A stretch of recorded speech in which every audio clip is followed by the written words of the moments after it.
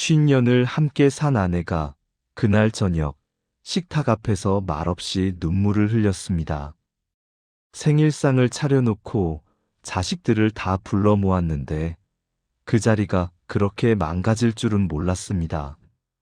저는 70평생을 살아오면서 며느리 입에서 그런 말이 나올 줄은 상상도 못했습니다. 저도 유학 보내주세요. 요즘은 시댁에서 며느리 유학 다 보내준다면서요? 그 한마디가 우리 가족을 송두리째 흔들어 놓았습니다. 이야기 시작 전에 잠시 구독과 좋아요 부탁드립니다. 큰 힘이 됩니다. 저는 올해 72, 아내는 70입니다. 슬하에 아들 둘, 딸 하나를 두었습니다. 큰아들은 어릴 적부터 해외에서 자랐고 작은아들은 한국에서 대학을 나왔습니다. 막내딸은 대학 시절 교환학생으로 몇 년 외국 생활을 했습니다. 큰아들 내외는 외국에서 만나 그곳에서 결혼식을 올렸습니다. 셋째 딸 말로는 큰며느리가 성격이 참 좋다고 했습니다. 조용하고 예의 바르며 누구에게나 먼저 다가가 손을 내밀 줄 아는 사람이라고요. 작은아들은 작년 3월에 결혼했습니다. 작은 며느리는 평범한 집안 출신이었습니다. 대학을 나왔고 회사를 다니다가 작은아들을 만났습니다. 처음 만났을 때는 수줍어하면서도 밝은 사람이라는 인상을 받았습니다. 그런데 결혼 후부터 조금씩 이상한 기운이 느껴졌습니다. 작은 며느리가 명절 때마다 큰 며느리와 자신을 비교하기 시작했습니다. 큰 며느리가 외국어를 능숙하게 하니까 본인도 배워야 한다고 했습니다.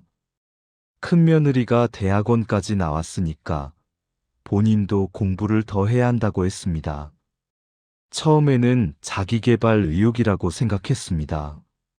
젊은 사람이 배우려는 마음이 있다는 게 나쁜 건 아니니까요.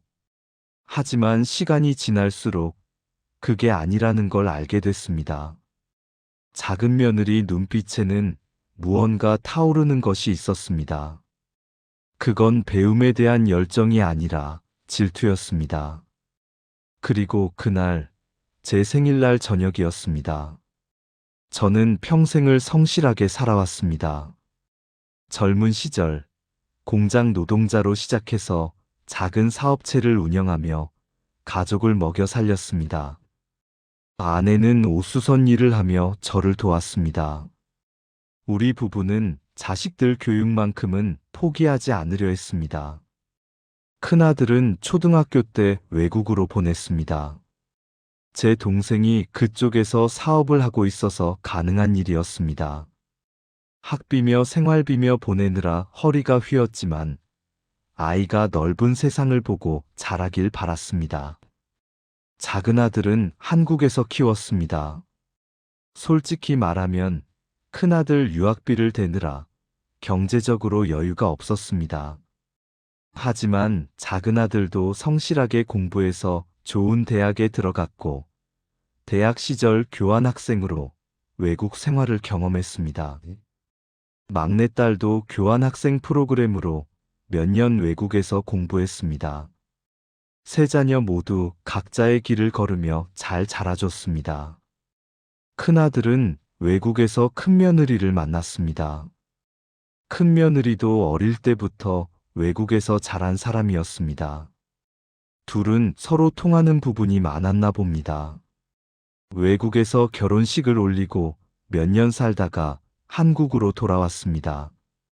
큰며느리는 한국에 와서도 본인 전공을 살려 좋은 회사에 스카우트 됐습니다. 능력 있는 며느리를 둔 게 자랑스러웠습니다. 무엇보다 성격이 참 좋았습니다. 시부모인 저희에게도 늘 공손하고 따뜻하게 대했습니다. 작은아들은 30 초반에 작은 며느리를 만났습니다. 작은 며느리는 평범한 가정에서 자란 사람이었습니다. 대학을 졸업하고 회사를 다니다가 작은아들과 만났습니다. 첫인상은 나쁘지 않았습니다. 예의 바르고 말도 잘하는 사람이었습니다. 결혼식을 올리고 신혼집을 마련해 줬습니다. 작은 아들이 직장을 다니며 벌어오는 돈으로 충분히 살 수 있을 거라 생각했습니다. 그런데 결혼 후 몇 달이 지나자 작은 며느리 태도가 조금씩 달라지기 시작했습니다. 명절 때 우리 집에 오면 큰 며느리를 유심히 관찰했습니다. 큰 며느리가 외국어로 전화하는 모습을 보면 작은 며느리 표정이 굳어졌습니다. 큰 며느리가 해외 출장 이야기를 하면 작은 며느리는 말없이 고개를 숙였습니다. 처음에는 그냥 부러워하는 거라고 생각했습니다. 젊은 사람들끼리 그럴 수도 있다고 여겼습니다. 하지만 그게 아니었습니다. 작은 며느리는 점점 더 큰 며느리를 의식했습니다.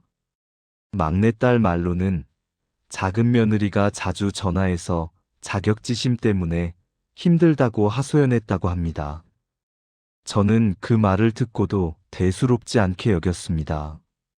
시간이 지나면 나아지겠거니 했습니다. 그런데 그날 저녁 모든 게 무너져 내렸습니다. 그날은 제 생신이었습니다. 아내가 정성껏 음식을 준비했습니다. 아들 둘, 며느리 둘, 그리고 막내딸까지 모두 집에 모였습니다. 오랜만에 가족이 다 함께 모인 자리였습니다. 밥을 먹으며 이런저런 이야기를 나눴습니다. 큰아들이 회사 이야기를 했고, 큰며느리가 최근 프로젝트 이야기를 했습니다. 작은 아들은 조용히 밥을 먹었고, 작은 며느리도 말없이 젓가락을 움직였습니다. 그런데 식사가 끝나갈 무렵이었습니다. 작은 며느리가 갑자기 입을 열었습니다. 아버님, 어머님, 말씀드릴 게 있어요. 저는 무슨 좋은 소식이라도 있나 싶어서 고개를 끄덕였습니다. 그런데 작은 며느리가 내뱉은 말은 충격 그 자체였습니다. 저도 유학 보내주세요. 순간 식탁이 조용해졌습니다. 작은 아들이 놀란 표정으로 아내를 쳐다봤습니다. 무슨 소리야? 우리 그런 이야기 한 적 없잖아. 작은 며느리는 작은 아들을 쳐다보지도 않고 계속 말을 이었습니다. 요즘은 시댁에서 며느리 유학도 다 보내준다고 하더라고요. 형님은 어릴 때부터 외국에서 자라셨잖아요. 형수님도 그렇고요. 근데 저만 한국에서만 살았어요. 저도 외국 가서 공부하고 싶어요.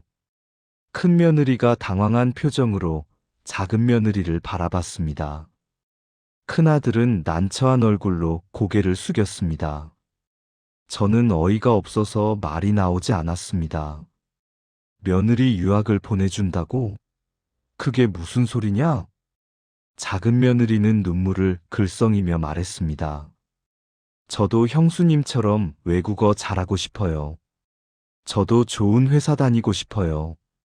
근데 저는 한국말밖에 못해요. 저는 전공도 별 볼 일 없어요. 나중에 애 낳으면 애한테도 아무것도 못 가르쳐 줘요. 근데 형수님은 애한테 외국어도 다 가르쳐 줄 수 있잖아요. 작은 며느리 목소리가 점점 커졌습니다. 저는 형수님이랑 마주칠 때마다 부끄러워요. 명절 때마다 비교당하는 것 같아서 숨도 못 쉬겠어요. 아내가 떨리는 목소리로 말했습니다. 며느리, 그게 무슨 말이냐? 누가 너를 비교했니? 작은 며느리는 울면서 소리쳤습니다. 비교 안 해도 저 혼자 비교되는 거 느껴요. 그러니까 저도 유학 보내주세요. 형님은 유학 보내줬으면서 왜 저는 안 돼요? 작은 아들이 작은 며느리 팔을 잡으며 말했습니다. 야, 지금 무슨 짓이야? 아버지 생신날이잖아. 작은 며느리는 작은 아들 손을 뿌리치며 소리쳤습니다. 나도 알아. 근데 나 언제 말해? 명절 때? 제사 때? 언제 말하라는 거야? 결국 작은 아들이 작은 며느리를 거의 끌다시피 해서 밖으로 데리고 나갔습니다. 식탁에는 저와 아내, 큰아들 내외, 그리고 막내딸만 남았습니다. 아내는 말없이 눈물을 흘렸습니다. 큰며느리도 눈시울이 붉어졌습니다. 막내딸이 큰며느리 손을 잡아주었습니다. 저는 그저 멍하니 앉아 있을 수밖에 없었습니다.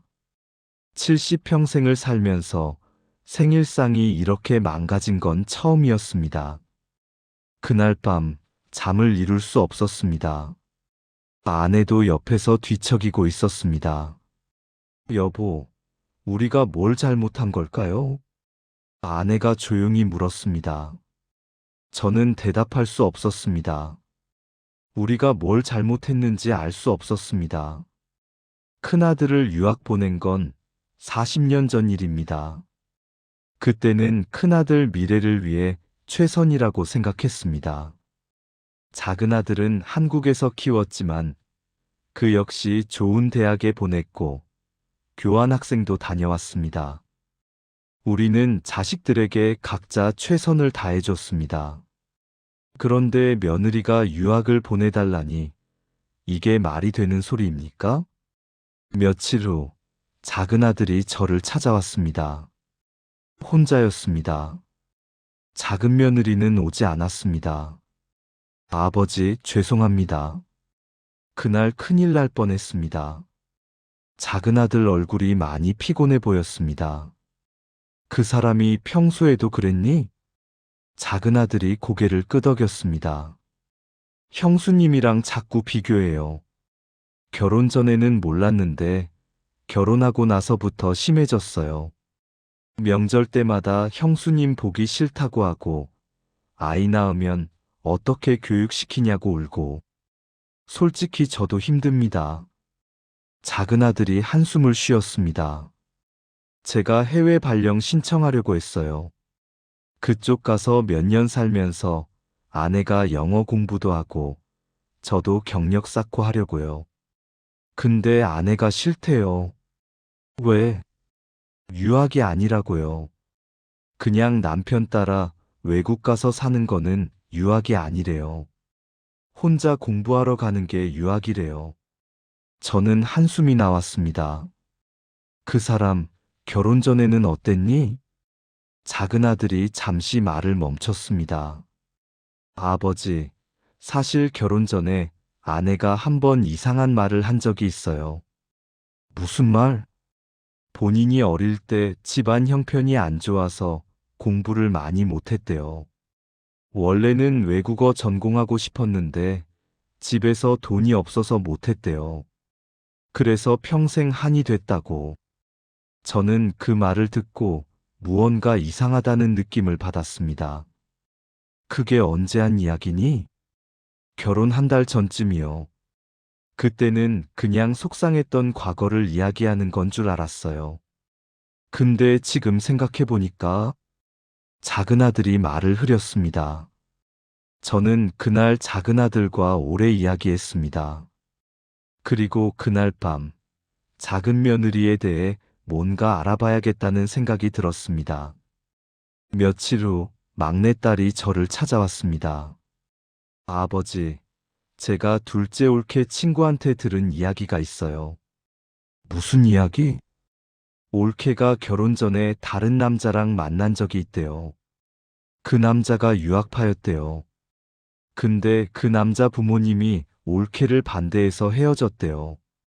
저는 그 말을 듣는 순간 온몸에 소름이 돋았습니다. 저는 막내딸에게 더 자세한 이야기를 들었습니다. 작은 며느리는 20대 중반에 한 남자를 만났습니다. 그 남자는 해외 명문대를 나온 유학파였고 좋은 직장에 다녔습니다. 작은 며느리는 그 남자와 결혼하고 싶어 했습니다. 하지만 그 남자 부모가 반대했습니다. 학벌이 맞지 않는다는 이유였습니다. 결국 둘은 헤어졌습니다. 작은 며느리는 그 일로 큰 상처를 받았다고 합니다. 그 후로 외국어 학원을 다니기 시작했고 대학원 진학도 고려했다고 합니다. 하지만 경제적 여유가 없어서 포기했다고 합니다. 그리고 작은 아들을 만났습니다. 저는 그 이야기를 듣고 모든 퍼즐이 맞춰지는 느낌을 받았습니다. 작은 며느리가 큰 며느리를 질투한 건 단순히 비교 때문이 아니었습니다. 큰 며느리는 작은 며느리가 되고 싶었던 모습 그 자체였던 겁니다. 해외에서 자라고 외국어를 능숙하게 하고 좋은 학벌과 경력을 가진 사람. 작은 며느리는 과거에 자신을 버린 그 남자의 그림자를 큰 며느리에게서 본 겁니다. 그리고 복수하고 싶었던 겁니다. 자신을 무시했던 그 세계에 복수하고 싶었던 겁니다. 그래서 우리 집에 유학을 요구한 겁니다. 너희 집에서 큰 며느리는 유학 보내줬으면서 왜 나는 안 보내주냐? 나도 그 세계에 들어갈 자격이 있다. 작은 며느리의 요구는 단순한 질투가 아니었습니다. 그건 과거의 한이었고 복수였으며 왜곡된 욕망이었습니다. 저는 그날 밤 작은 아들을 다시 불렀습니다. 아들아, 내 아내 과거에 대해 아는 게 있니? 작은 아들은 고개를 저었습니다. 잘 모릅니다. 본인이 과거 이야기를 잘 안 해요. 저는 막내딸에게 들은 이야기를 작은 아들에게 전했습니다. 작은 아들은 말없이 듣더니 고개를 떨구었습니다. 아버지, 저는 어떻게 해야 합니까? 저도 대답할 수 없었습니다. 며칠 후, 큰아들이 큰며느리와 막내딸과 함께 저를 찾아왔습니다. 아버지, 저희가 이야기 좀 해야 할 것 같습니다. 우리는 밤늦도록 이야기를 나눴습니다. 큰며느리가 조용히 말했습니다. 아버님, 제가 죄송합니다. 제가 있어서 동서분이 힘들어 하시는 것 같아요. 저는 고개를 저었습니다. 아니다. 내 잘못이 아니야. 넌 아무 잘못도 하지 않았어. 큰며느리 눈에 눈물이 고였습니다. 근데 동서분 마음도 이해가 가요. 저도 만약 반대였다면 그랬을지도 몰라요. 막내딸이 큰며느리 손을 잡아주었습니다. 그날 밤 저는 결심했습니다. 작은 며느리와 직접 이야기를 나눠야겠다고. 일주일 후 저는 작은 며느리를 따로 불렀습니다. 작은 아들에게는 미리 말해뒀습니다. 혼자 오라고. 작은 며느리가 왔습니다. 얼굴이 많이 상해 있었습니다. 며느리 앉거라. 작은 며느리가 소파에 조심스럽게 앉았습니다. 저는 천천히 입을 열었습니다. 며느리, 나는 네가 과거에 힘든 일을 겪었다는 걸 안다. 작은 며느리 얼굴이 굳어졌습니다. 예전에 만났던 남자 이야기 말이다.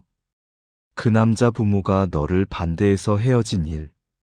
작은 며느리가 고개를 들었습니다.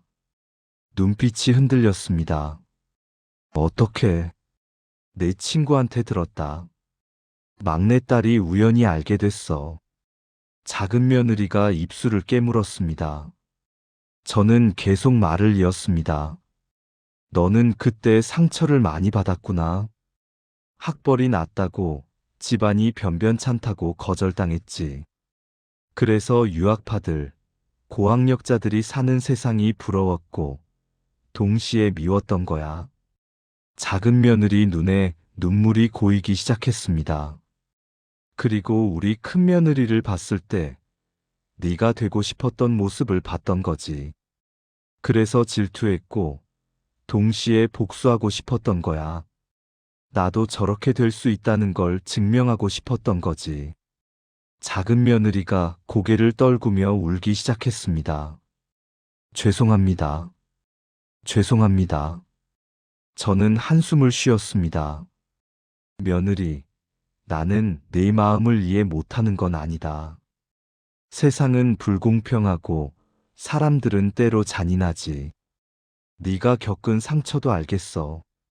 작은 며느리가 고개를 들었습니다. 하지만 며느리, 너는 지금 잘못된 방향으로 가고 있어. 제 목소리가 조금 떨렸습니다. 유학을 가면 내 상처가 치유될 것 같니? 외국어를 배우면 과거가 지워질 것 같니? 큰 며느리처럼 되면 행복해질 것 같니? 작은 며느리가 대답하지 못했습니다. 며느리, 너는 지금 우리 작은 아들을 보지 못하고 있어. 네 남편은 너를 있는 그대로 사랑해서 결혼했어. 학벌 때문도 아니고 외국어 실력 때문도 아니야. 그냥 너라는 사람이 좋아서 결혼한 거야. 작은 며느리가 소리내어 울기 시작했습니다. 근데 너는 지금 그 사랑을 짓밟고 있어. 과거의 상처 때문에 없는 사람한테 복수하려고 현재 너를 사랑하는 사람을 아프게 하고 있어. 저는 잠시 말을 멈췄습니다. 며느리, 나는 너한테 유학을 보내줄 수 없어. 그건 너를 미워해서가 아니야. 그건 내게 도움이 안 되기 때문이야. 유학은 내 상처를 치유하지 못해. 오히려 너를 더 깊은 구덩이로 빠뜨릴 거야. 작은 며느리가 고개를 들었습니다. 눈물 범벅인 얼굴로 저를 바라봤습니다. 그럼 저는 어떻게 해야 해요? 저는 계속 이렇게 비참하게 살아야 해요? 저는 며느리를 똑바로 바라보며 말했습니다. 며느리, 너는 먼저 과거를 용서해야 해. 너를 거절했던 그 사람들을 용서하고 상처받은 너 자신도 용서해야 해. 그리고 지금 너를 사랑하는 사람들을 봐야 해. 작은 며느리가 고개를 숙였습니다. 그날 우리는 오래 이야기를 나눴습니다. 작은 며느리는 자신의 과거를, 상처를, 복수심을 모두 털어놓았습니다. 그리고 저는 들어주었습니다. 그날 밤 작은 아들이 저를 찾아왔습니다. 아버지, 아내한테 무슨 말씀을 하신 겁니까? 작은 아들 얼굴이 창백했습니다. 집에 와서 방에 들어가더니 나오질 않아요. 문 열어보니까 울고 있더라고요. 저는 작은 아들에게 오늘 나눈 대화를 간단히 설명했습니다. 작은 아들은 말없이 듣더니 한숨을 쉬었습니다. 아버지, 저도 사실 알고 있었어요. 뭘? 아내 과거요. 결혼 전에 들었어요. 아내가 직접 말해줬어요. 유학파 남자 만났다가 차인 이야기요. 저는 놀랐습니다. 그럼 네가 알고 있었다는 거냐? 작은 아들이 고개를 끄덕였습니다. 네. 근데 저는 상관없었어요. 과거는 과거니까요. 저는 그냥 아내가 좋았어요. 밝고 따뜻한 사람이었거든요. 결혼 전까지는요. 작은 아들이 쓰게 웃었습니다. 근데 결혼하고 나서 형수님 보더니 완전히 달라졌어요. 처음에는 이해하려고 했어요. 자격지심 같은 거니까 시간 지나면 나아지겠거니 했어요. 작은 아들이 고개를 저었습니다. 근데 점점 심해졌어요. 명절 때마다 형수님 욕하고 아이 낳으면 어쩌냐고 울고 해외 발령도 거부하고 솔직히 저도 지쳤어요. 저는 작은 아들의 어깨를 두드려줬습니다. 아들아, 힘들었구나. 작은 아들이 눈물을 글썽였습니다. 아버지, 저 이혼하고 싶어요. 더 이상은 못하겠어요. 그 말을 듣는 순간 제 가슴이 무너졌습니다. 그런데 바로 그때였습니다. 문이 열리고 작은 며느리가 들어왔습니다. 작은 며느리는 눈이 퉁퉁 부은 채로 서 있었습니다. 저 들었어요. 작은 아들이 놀라 아내를 바라봤습니다. 작은 며느리가 작은 아들에게 다가갔습니다. 미안해요. 정말 미안해요. 작은 며느리가 무릎을 꿇었습니다. 나 때문에 당신이 이렇게 힘들었는지 몰랐어요. 아니, 알면서도 모른 척 했어요. 내 상처만 생각하고 내 복수만 생각했어요. 작은 며느리가 소리내어 울었습니다. 아버님 말씀 듣고 정신이 번쩍 들었어요. 나는 지금 없는 사람한테 복수하려고 나를 진짜 사랑하는 사람을 아프게 하고 있었어요. 작은 아들이 멍하니 아내를 바라봤습니다. 나 유학 안 갈게요. 형수님한테도 사과할게요. 시부모님한테도 용서 빌게요.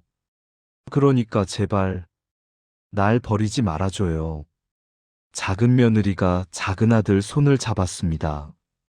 당신이 나를 사랑한다는 거 알아요. 근데 나는 그 사랑이 무서웠어요. 내가 부족한 사람인데 당신이 나중에 실망할까봐 무서웠어요. 그래서 먼저 당신을 밀어냈어요. 작은 아들 눈에도 눈물이 고였습니다. 하지만 이제 알았어요. 내가 진짜 무서워했던 건 당신의 사랑이 아니라 나 자신이었어요. 과거에 상처받은 나, 자격지심 가득한 나, 그런 내가 무서웠어요. 작은 며느리가 작은 아들을 올려다봤습니다. 이제 나 바뀔게요. 과거 놓을게요. 진짜 당신을, 우리를 볼게요. 그러니까 한 번만 더 기회를 줘요. 작은 아들이 아내를 끌어안았습니다. 두 사람은 한참을 울었습니다. 저도 모르게 눈물이 흘러내렸습니다. 아내가 언제 왔는지 제 옆에 서서 같이 울고 있었습니다. 그날 밤, 우리 가족은 모두 함께 모였습니다. 작은 며느리가 큰 며느리 앞에 섰습니다. 형님, 죄송해요. 제가 형님한테 너무 못했어요. 형님은 저한테 잘해주셨는데 저 혼자 질투하고 미워했어요. 큰 며느리가 작은 며느리 손을 잡았습니다. 괜찮아요. 다 이해해요. 두 며느리가 껴안았습니다. 큰아들과 작은아들도 어깨동무를 했습니다. 막내딸이 저희 부부를 껴안았습니다. 그날 밤, 우리 가족은 오랜만에 다시 하나가 됐습니다. 그날 이후 작은 며느리는 상담을 받기 시작했습니다. 전문가의 도움을 받아 과거의 상처를 치유하기로 했습니다. 작은 아들도 함께 부부 상담을 받았습니다. 시간이 걸렸지만 두 사람은 조금씩 나아졌습니다. 작은 며느리는 큰 며느리를 자주 만나기 시작했습니다. 처음에는 어색했지만 점점 가까워졌습니다. 어느 날 두 며느리가 함께 우리 집에 왔습니다. 어머님, 저희 쿠킹 클래스 같이 다니기로 했어요. 큰 며느리가 밝게 웃으며 말했습니다. 작은 며느리도 수줍게 미소 지었습니다. 형수님이 한국 요리 배우고 싶다고 해서 저도 같이 다니기로 했어요. 아내가 두 며느리 손을 잡았습니다. 그래, 잘했다. 서로 의지하고 살아라. 몇 달 후, 작은 며느리가 저를 찾아왔습니다. 아버님, 감사합니다. 뭐가? 그날 말씀해 주셔서요.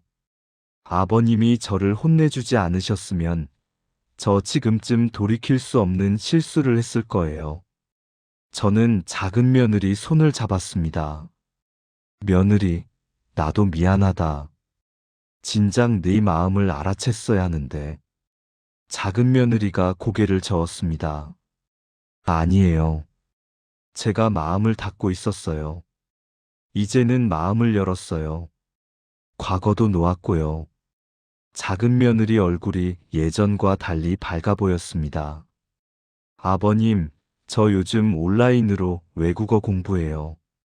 유학은 아니지만 제가 하고 싶어서 하는 공부예요.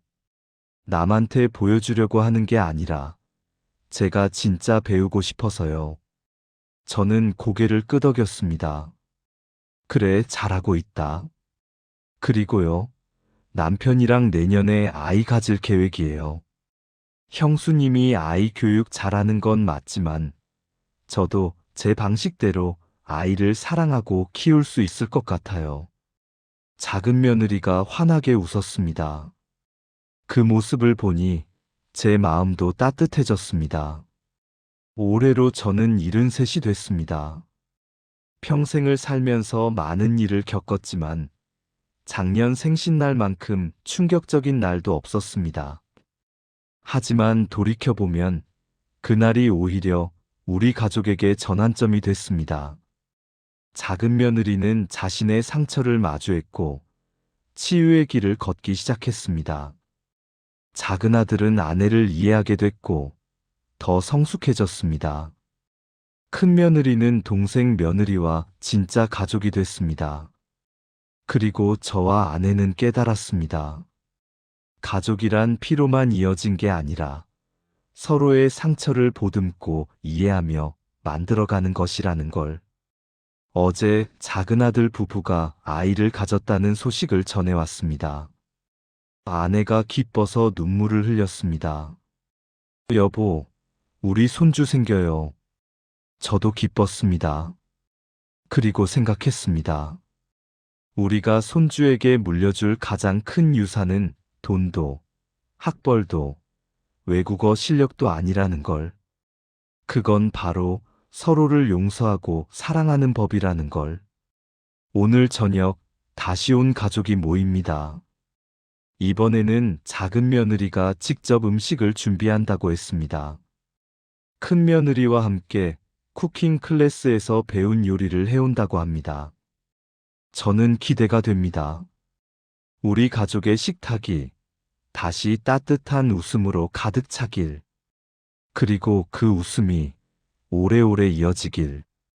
살다 보면 누구나 상처를 받습니다. 그 상처가 때로는 우리를 왜곡시키고 사랑하는 사람까지 아프게 합니다. 하지만 중요한 건 상처를 인정하고 치유하려는 용기입니다. 그리고 무엇보다 지금 나를 사랑하는 사람들을 보는 눈입니다. 우리 작은 며느리가 그걸 깨달았듯이 여러분도 과거의 상처 때문에 현재를 놓치지 않으셨으면 좋겠습니다. 지금 여러분 곁에 있는 사람들을 보세요. 그들이 바로 여러분의 진짜 행복입니다. 이야기를 들어주셔서 감사합니다. 이 이야기가 여러분께 작은 위로가 됐으면 좋겠습니다. 구독과 좋아요로 응원해 주시면 더 좋은 이야기로 찾아뵙겠습니다. 1년 후, 작은 며느리가 아이를 낳았습니다. 건강한 사내아이였습니다. 병원에 가서 손주를 처음 봤을 때 작은 며느리가 저를 보며 웃었습니다. 아버님, 봐주세요. 우리 아들이에요. 아이를 안아보니 작고 따뜻했습니다. 큰 며느리도 함께 왔습니다.